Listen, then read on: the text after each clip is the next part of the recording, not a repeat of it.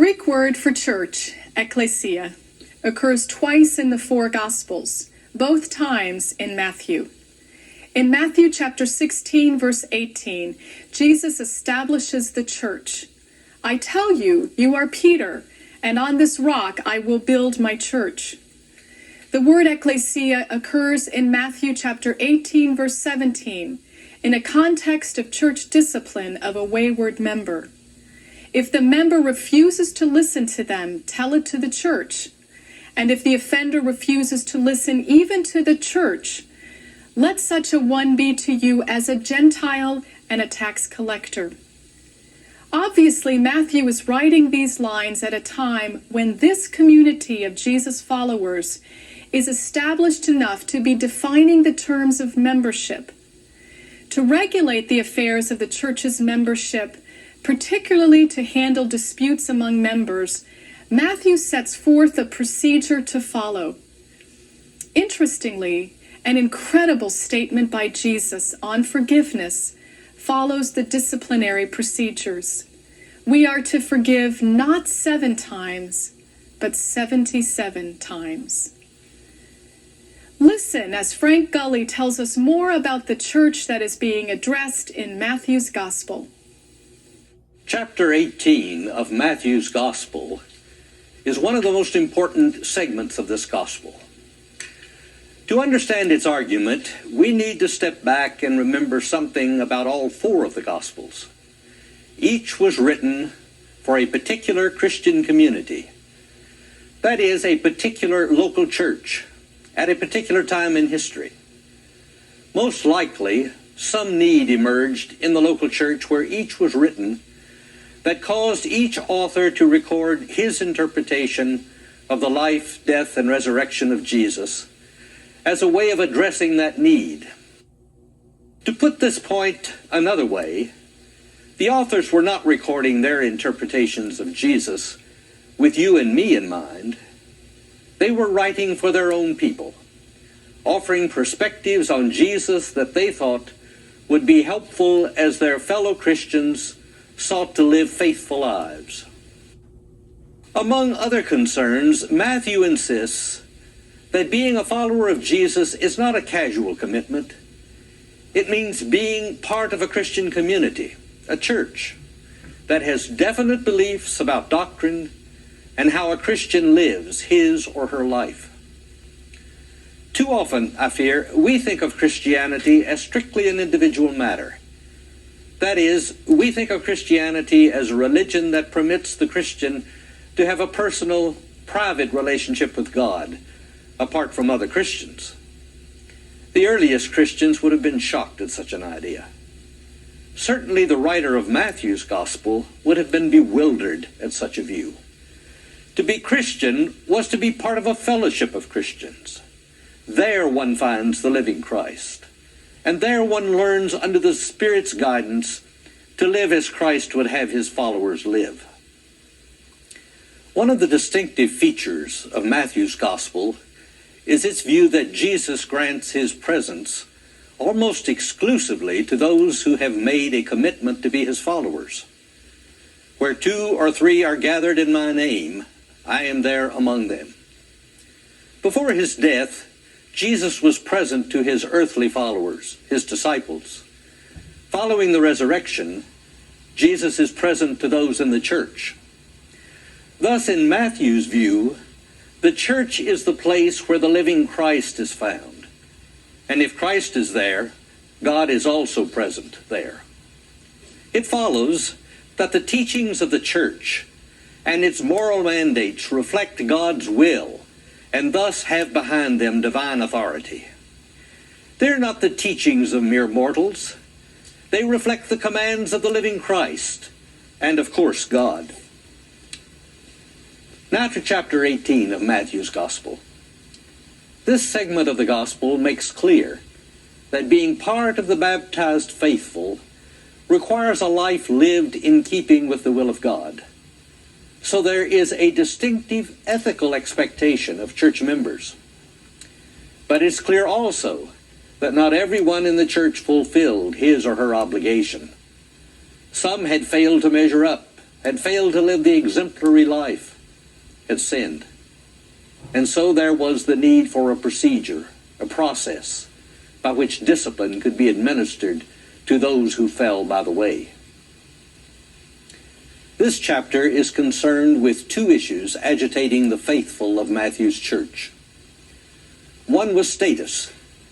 It appears that some thought their standing in the community gave them special place, that possibly they were more important than others. The first half of this chapter indicates that in the eyes of Jesus, all of us have equal standing. This does not mean that there will not be distinctions of responsibility within the church, but these various levels of responsibility should not be taken to mean that some individuals are more important than others. That is the point of Jesus' reference to the child. Children are not concerned with rank. They're not impressed with power and status. Such is one of the values of the baptized if they are to enter the kingdom. The second issue that chapter 18 addresses is the degree of forgiveness that church members are expected to exhibit in their relationships with other Christians. The Tosefta, a collection of ancient Jewish writings, says that a person is forgiven 3 times, but not after that. So Peter, proposing that a person be forgiven 7 times for offenses, was suggesting an extraordinary number.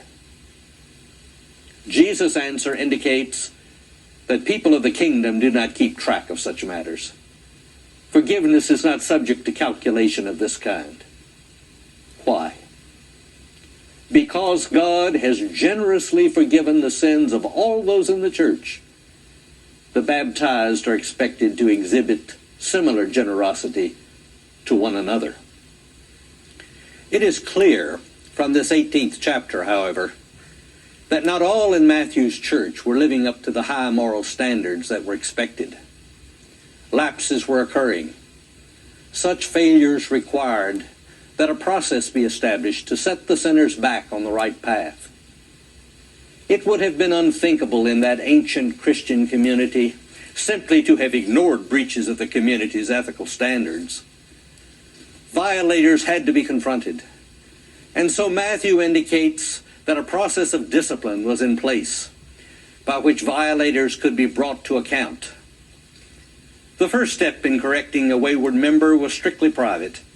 One individual Christian confronting the offending Christian about his or her sin, probably to create as little embarrassment as possible to the one being confronted.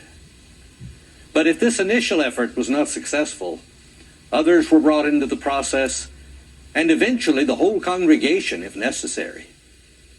If all these efforts failed in correcting the sinner, then ultimately that person would be excluded from the fellowship, a step eventually to be called excommunication. Foundational to this whole process was the belief that the local Christian community lived under the guidance of God's Spirit and must be reflective of the values, the holiness of God Himself. So the moral life of the church's membership had to be closely regulated. Indeed, church members were so convinced that their teachings and their values were reflective of God's will, that decisions made by them on earth would be ratified in heaven. That conviction is the point of Jesus' statement, "Whatever you bind on earth will be bound in heaven, and whatever you loose on earth will be loosed in heaven." So the moral life of Christians was critically important to Matthew, but not just to Matthew, to God also, as reflected in the life and teachings of Jesus. In this part of Matthew's gospel, Jesus' role is that of teacher, educating the disciples, but most especially the members of Matthew's church, on the shape their lives must have if they are to be faithful witnesses of the God He has come to reveal.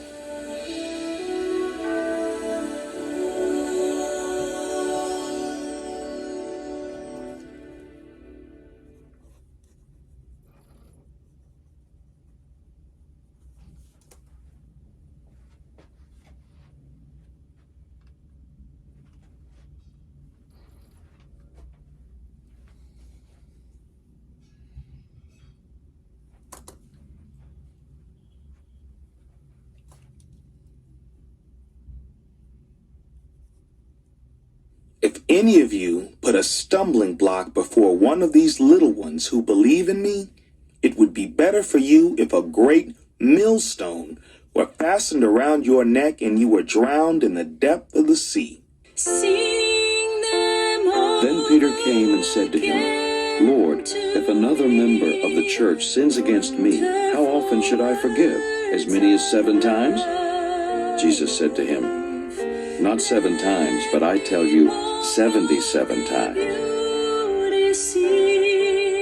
I forgive you. I forgive you. I forgive you. And in anger, his Lord handed him over to be tortured until he would pay his entire debt. So my heavenly Father will also do to every one of you if you do not forgive your brother or sister from your heart. I forgive you. I forgive you. I forgive you. Is it lawful for a man to divorce his wife for any cause? What God has joined together, let no one separate. I forgive you. I forgive you. I say to you, whoever divorces his wife except for unchastity and marries another commits adultery. I forgive you. I forgive you. I forgive you. I forgive you. I forgive you. I forgive you.